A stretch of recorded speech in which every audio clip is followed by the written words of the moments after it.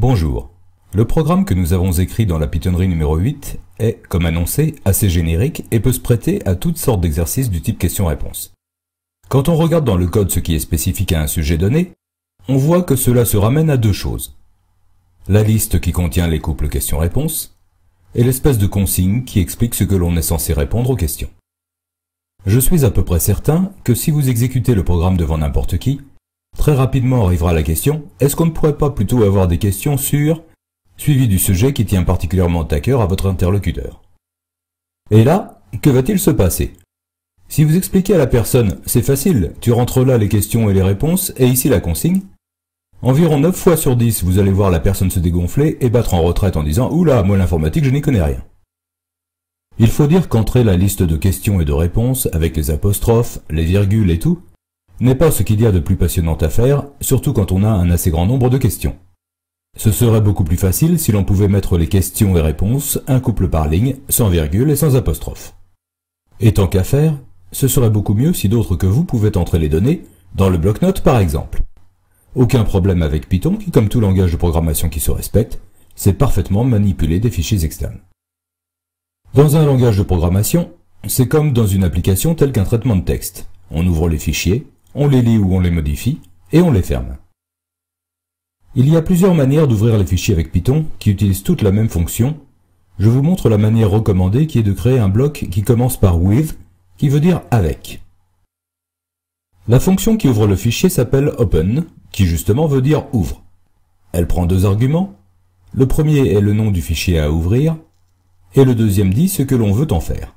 Si l'on veut simplement lire des données, ce qui est notre cas, on mettra R, l'initiale de read qui veut dire lire. Si l'on veut écrire un nouveau fichier, ou réécrire un fichier existant, on mettra W comme write qui veut dire écrire.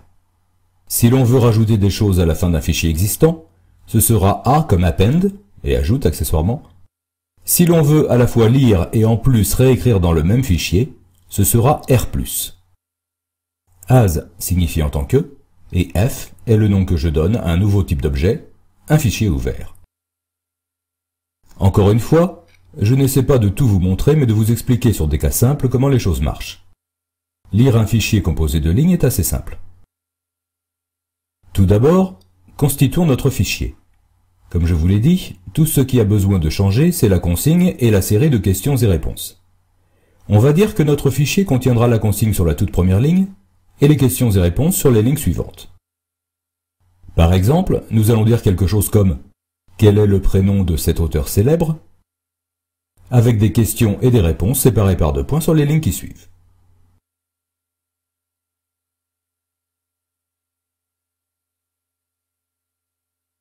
Voilà mon fichier, que je sauve sous le nom question.txt. Revenons à Python.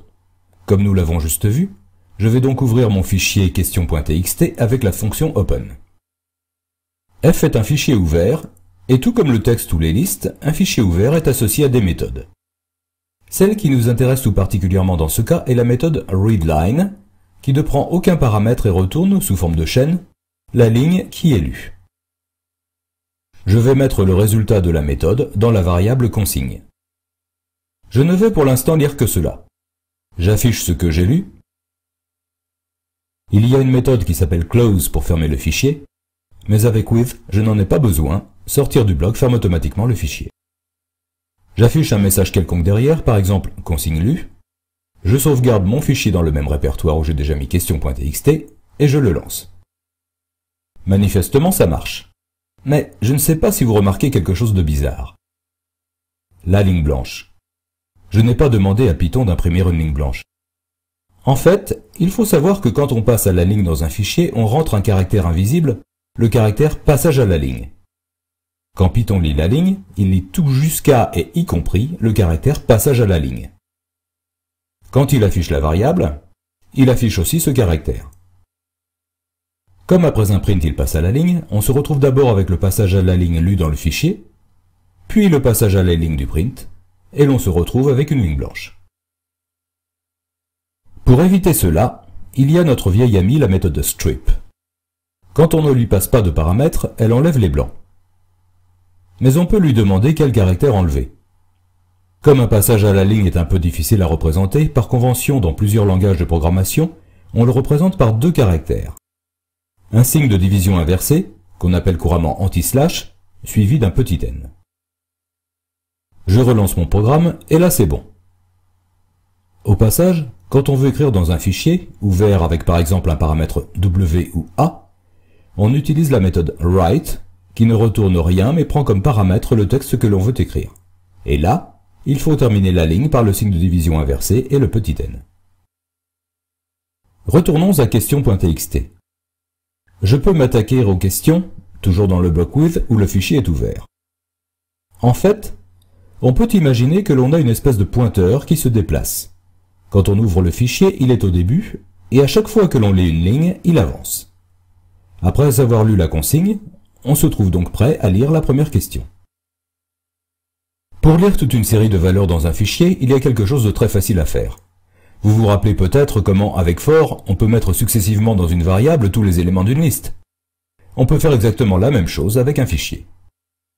Je vais donc créer une liste vide, et je boucle sur le fichier, rajoutant chaque ligne lue, dont j'élimine soigneusement le passage à la ligne, à ma liste.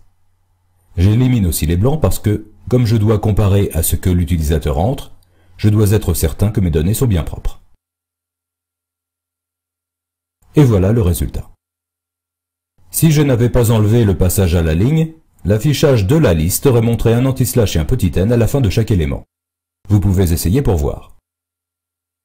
Modifier le programme de la Pythonnerie numéro 8 pour y intégrer ce que nous venons de voir est facile, et vous n'avez pas besoin que je vous tienne la main pour le faire. En revanche, si j'améliorais le programme en séparant les données de la logique, sur le plan pratique, j'ai ajouté un risque d'erreur supplémentaire. Qu'est-ce qui va se passer? Imaginez que le programme plaise et que les gens commencent à se le passer de clé USB à clé USB ou se l'envoient par mail. Il va bien arriver un moment où quelqu'un qui n'aura pas très bien compris comment cela marche enverra le fichier .py en oubliant le fichier de données associé. Autrement dit, l'absence du fichier de données est une éventualité à prendre en compte dans le programme. Et si je lance le programme sans le fichier attendu, je l'ai renommé, ce que l'on obtient est assez effrayant pour le non-initié. La question est, peut-on rendre le message d'erreur à la fois moins barbare et plus explicite pour quelqu'un qui ne connaît rien à Python? La réponse est oui, vous auriez été surpris du contraire. Quand on lance une opération qui a des risques d'échouer, on la met dans un bloc qui commence par try, qui signifie essai, comme ceci.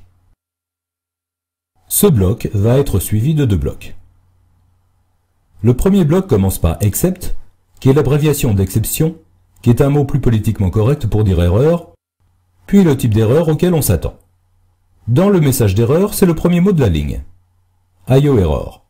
IO, qui se lit IO, est l'abréviation de Input-Output, entrée-sortie, qui décrit entre autres les opérations de lecture et d'écriture dans les fichiers. On va donc intercepter les erreurs de type IO error et afficher un message moins effrayant que le message standard Python.